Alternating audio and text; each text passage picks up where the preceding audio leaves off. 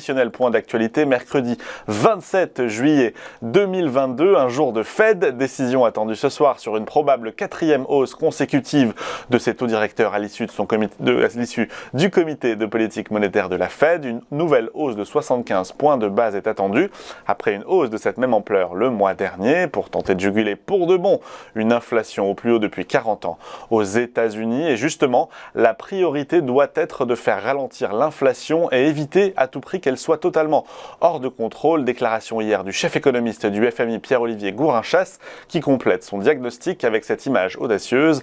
L'inflation est un peu comme le génie sorti de la lampe qu'on ne parvient pas à faire rentrer de nouveau. Le FMI qui vient justement d'abaisser ses prévisions de croissance mondiale en raison de cette inflation qui ne faiblit pas, plus de 8% cette année au niveau mondial, couplée aux incertitudes liées à la guerre en Ukraine. Ça donne 3,2% de croissance du PIB attendu par l'institution pour cette année contre 3,6% lors de sa précédente estimation il y a 3 mois. Le FMI précise que les économies chinoises et américaines marquent le pas et la Russie, elle, devrait s'en sortir mieux que prévu cette année malgré les sanctions initiées par l'Union européenne en particulier. On revient en France, l'autorité de la concurrence défavorable à la fusion entre TF1 et M6. Dans son rapport d'instruction du dossier, l'autorité de la concurrence mentionne que le projet de rapprochement entre les deux groupes de médias français soulève des problèmes de concurrence significatifs au cœur des préoccupations du régulateur, impact de l'opération sur l'acquisition de droits de contenu, l'édition, la commercialisation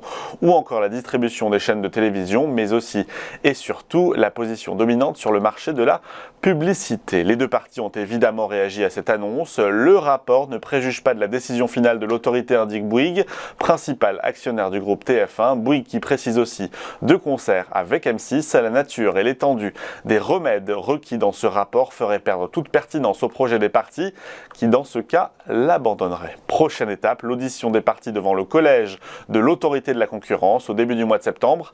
Avant que celle-ci ne rende sa décision formellement, ce sera au cours de l'automne normalement. Toujours en France, un semestre au zénith pour le groupe LVMH, groupe de luxe français qui se paye justement le luxe de dépasser les attentes du marché.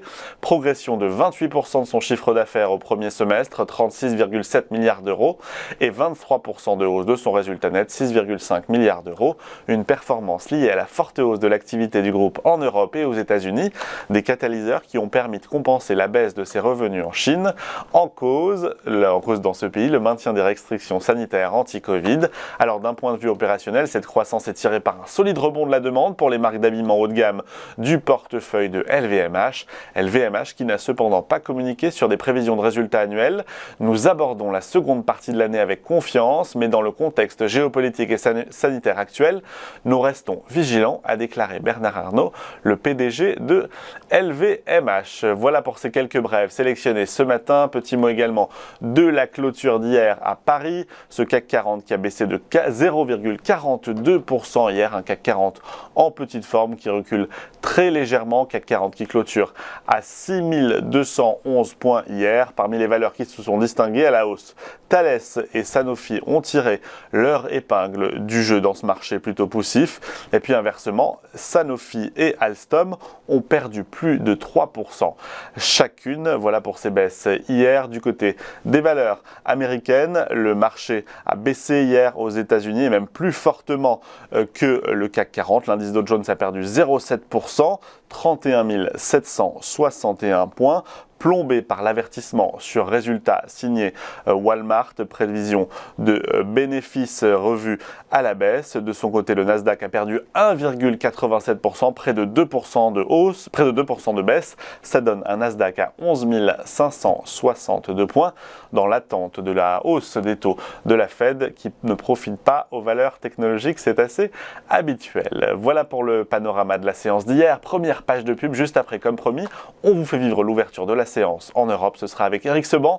Il est en route pour Francfort. On se retrouve dans quelques instants. À tout de suite sur TV Finance.